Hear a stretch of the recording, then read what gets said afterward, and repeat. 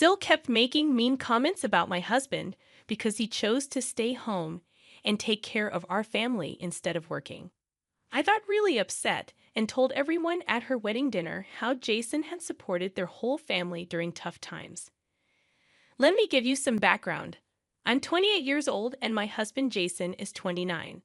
We met 6 years ago and got married 3 years ago. We have a 1-year-old daughter together.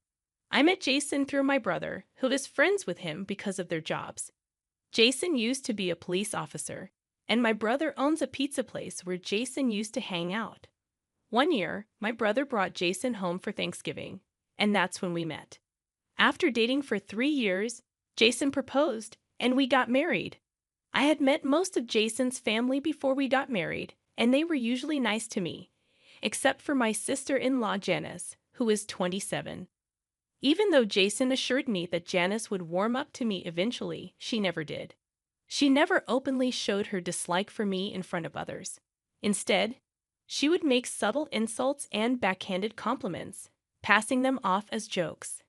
At first, it really bothered me, but after a while, I got used to it. I got used to ignoring Syl's mean comments because I didn't want to give her the satisfaction of seeing me upset. She never said anything rude when my husband Jason was around, probably because she didn't want to upset him. Jason knew about the tension between his sister and me and made sure I wasn't alone with her during family visits. I didn't want Jason to cut off his family because of Syl's behavior, so we just pretended everything was fine. We both tried to ignore Syl's comments, even though it wasn't easy.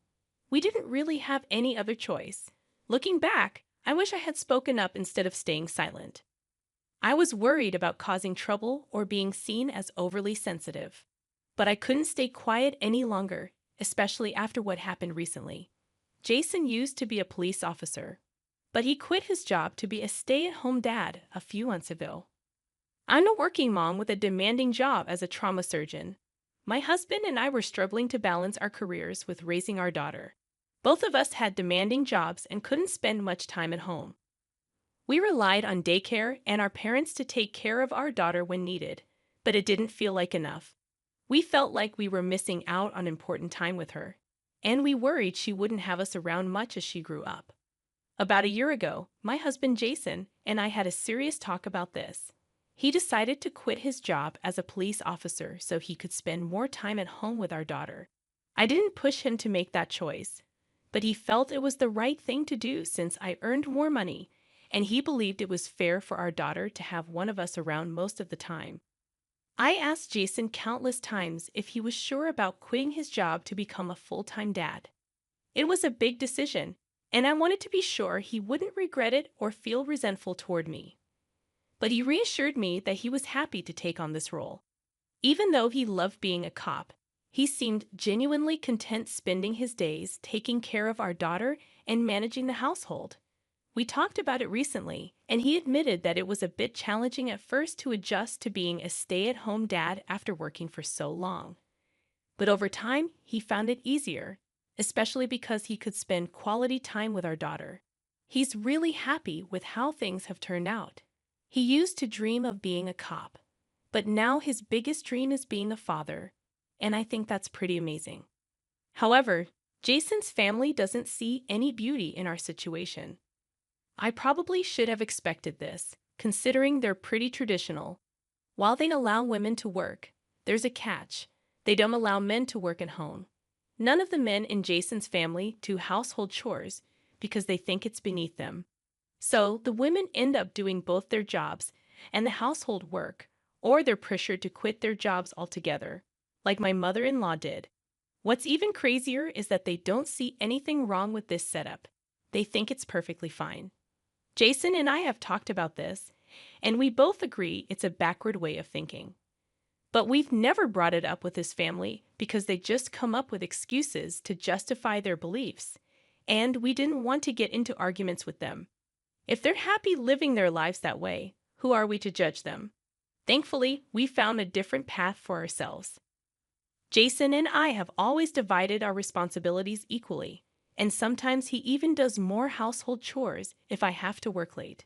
Now, with him staying at home full-time, he's taking care of everything at home while I focus on my job to support us. We believe that as long as we're all happy and healthy and there's food on the table, it doesn't matter who does what. However, his parents and sister strongly disagree with this. They're upset with Jason for quitting his job and staying home with our daughter. They think it makes him less of a man or something, and they've been arguing with him about it for months. I tried to step in at first, but his parents made it clear that my involvement would only make things worse. Jason didn't want me to defend him either because he didn't want to drag me into the conflict. So I decided to stay out of their way. It took them a while, but eventually they accepted our new arrangement and stopped bringing it up. It probably helped that they had other things to focus on, like Janice getting engaged. Her boyfriend, Harry, proposed after they'd been together for 2 years. Everyone was so caught up in the excitement of the engagement that they pretty much forgot about Jason's situation for a while. We were grateful for the distraction because it meant we didn't have to deal with any arguments from his family about Jason staying home. It seemed like everything had blown over, and we wouldn't have to hear about traditional gender roles again. But then, at Janice's rehearsal dinner yesterday, the topic came up again. So we had a bit of a crisis. Janice's wedding was just a day away, and we needed to figure out how to handle the situation quickly. We needed help urgently, so we posted about it hoping for a fast response. During dinner at the rehearsal dinner, Jason and I were sitting across from Janice and her fiancé Harry. Their parents and a few other family members were there too, and we were all chatting happily. Everything seemed fine, and I was relieved that we were getting along well, especially after the tension from Jason quitting his job. But then Janice suddenly changed the subject and asked me about my work. I felt really uncomfortable, but I had to answer Janice's question about my work because it seemed innocent enough. I just said everything was going well and hoped she'd leave it at that. But then she turned to Jason and made a joke about how he's now living a life of leisure since he's not working and relying on my income. She didn't stop there. She kept making jokes about how he's not in charge anymore and cracked some other mean jokes about him. Jason tried to brush it off and smile, but it was clear he was hurt. I couldn't take it anymore.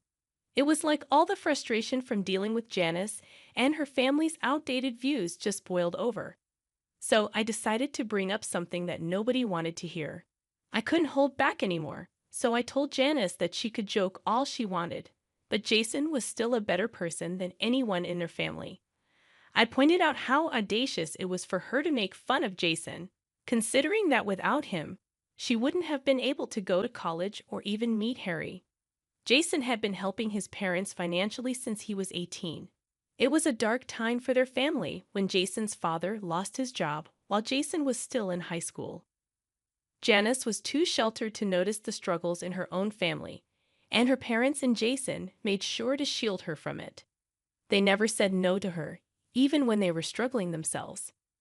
Jason had to work 2 jobs to support them while his father searched for work.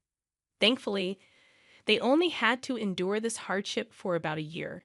Thanks to Jason's support and some savings, Janice never knew about any of this until I brought it up at the rehearsal dinner. She was shocked, and so was everyone else, because the secret had been kept for almost a decade. Nobody was supposed to talk about it because they didn't want Janice to find out. But after all those years, I finally brought it up, and now she knew exactly how much she owed to her brother. She had no right to make fun of him or put him down. Everyone else might have kept quiet to protect her, especially Jason, but I couldn't stand by silently. After I spoke up, there was just silence at the table. After a moment, Jason and I left, and we walked back to our hotel room without saying a word. Even when we got there, we didn't discuss what had happened at dinner. I knew it would become a big deal, and so did Jason. But his silence told me he didn't think I did anything wrong, so there was no need to talk about it further. The next morning, when I woke up to the sound of knocking on our door, and it was Jason's parents. They wanted to talk to me right away. After they came in and we all sat down, they got straight to the point. They told me that the family wanted me to apologize to Janice. They felt that what I said at dinner was something they had kept from her for a long time, and it wasn't right for me to bring it up. They said it wasn't my place to say those things to her, and it had ruined the atmosphere of the evening. They also mentioned that Janice was just joking around with Jason like siblings often do, and now she was upset and couldn't stop crying, and it was all because of me. I realized I had no justification for getting so defensive and revealing such a big secret, knowing the impact it would have on their family. Janice was feeling incredibly guilty and kept apologizing to her parents, realizing she had been a burden on them without even realizing it. Her parents explained that she was having a total breakdown, which is exactly why they never wanted her to know the truth about their past struggles. They believed she was emotionally fragile and wouldn't be able to handle it, and her reactions seemed to confirm their fears. Now they want me to apologize to Janice and the rest of the family for my outburst and tell her I didn't mean what I said. I have until the end of the day to decide, but they want me to resolve things before her wedding tomorrow. There's a 1 day gap between the rehearsal dinner and the wedding, so she has time for her friends to arrive. It's fortunate that I have until the evening to decide what to do. Jason believes I shouldn't apologize because I was just standing up for him. And Janice has always been rude to me, so it's time I stood my ground. I've been leaning towards the same viewpoint. However, with Janice's wedding coming up tomorrow, I don't feel good about potentially causing her to have a breakdown right before her big day. Most of her family members think I owe her an apology, but I know their opinion is biased. Even Jason's opinion might be influenced by our situation. So I've turned to Reddit for a neutral perspective. I brought up how my husband helped his family in the past because Janice kept making fun of him for being a stay-at-home father. Update 1. It's evening now, and I've read the comments. I've decided I don't need to apologize for anything. Jason and I are packing up to leave because it would be awkward if I don't apologize and still go to Janice's wedding tomorrow. We're going to tell his parents we're leaving, because it wouldn't be right to just disappear without saying anything. Jason and I discussed this earlier, and he thinks it's the right thing to do. Janice has always been rude and insensitive, and it's time she faces the consequences. Jason's family has been difficult to deal with since he quit his job. He expected them to support him, but they haven't. They make him feel bad for wanting to spend time with his daughter. We knew that they had old-fashioned views about work and household chores, but we hoped they would change. Since they haven't, it's their fault if we stop talking to them. We're happy with our lives, and if they can't be happy for us, we don't want them around. They've been negative and critical of us for months, and we don't need that kind of energy in our lives. So we stood up for ourselves because we had enough. Jason's parents didn't like it and called us selfish, saying we needed to consider how our actions would affect Janice's wedding. They thought our absence would cause a scene and take the attention away from her. Janice herself showed up after hearing the argument. She said it was okay if we didn't come to the wedding, and actually preferred it that way. But then she accused me of being selfish and trying to ruin her wedding. We ended up arguing, which wasn't great, but it gave us a reason to leave without more drama. They didn't try to stop us, which was a relief. We just want to focus on our own lives now. We might forgive them if they apologize, but that seems unlikely. Right now, we're just happy to be home with our daughter. Jason's playing with her while I write this. Our family feels perfect, no matter what anyone else thinks. Hey everyone, this update is a day after the wedding, which we didn't attend. Apparently, there was a lot of talk about us, mainly from Janice herself. It's funny because her parents were worried our absence would make the day about us. But Janice made it about us anyway. She told distant relatives about our argument, making a big deal out of it. Some people are reaching out to Jason for details, wanting to be part of the drama. We're staying out of it and being vague in our responses. We don't want to stoop to their level and get into more fights. Janice loves drama, and we don't want to give her more. We're ignoring everyone and trying to take the high road, even though they talked about us behind our backs. We just want to move on and leave the drama behind.